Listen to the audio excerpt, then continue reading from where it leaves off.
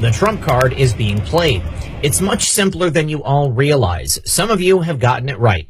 Under Section 3 of the 14th Amendment of the Constitution of the United States of America, no person shall be a senator or representative in Congress or elector of president and vice president or hold any office, civil or military, under the United States or under any state who, having previously taken an oath as a member of Congress or as an officer of the United States or as a member of any state legislature or as an executive or judicial officer of any state, to support the Constitution of the United States, shall have engaged in insurrection or rebellion against the same, or given aid or comfort to the enemies thereof. Now, this amendment is something we've spoken about on multiple occasions on this show in the past, and if this is how President Trump is going to take it, well, I think that it's very simple and brilliant. Now, the poster continues, election fraud would be a serious felony under normal circumstances, but under an active state of war, it would be considered an act of treason. Think back regarding the Kavanaugh confirmation hearings. What are the requirements for a civilian to be tried for treason? We have been in a state of war since 2001. Pelosi and all other members of Congress are no longer members of Congress. They've forfeited their rights and offices by committing an act of treason.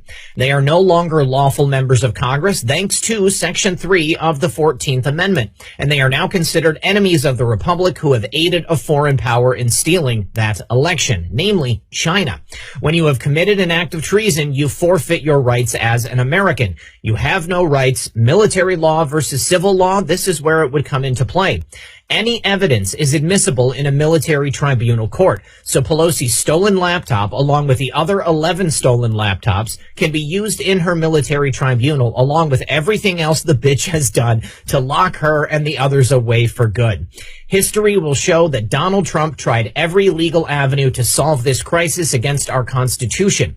It will show that all others failed to address this act of treason. He tried to resolve this peacefully, and he certainly has. Just take a look back at the last 4 years. Every single thing he's tried to do has been blocked by the courts, and he's been unable to get the resolution that we all know that we need as a country. His only recourse left was to use the military, but it will be a lawful use of the military, as these people have broken their oaths and committed treason and insurrection. And President Donald J. Trump is legally required to act on this because of his own oath to the Constitution to protect our republic from enemies, both foreign and domestic. And then we also have this post from our favorite Anand, which goes through the red markers. So we had red 1, POTUS Twitter removal. That has happened. Red 2, Central Communications blackout, continental United States. We had a small communications blackout, but nothing across the entire country. Red 3, classified movement of Pelosi or Pence. We did have that during the insurrection and the siege at the Capitol.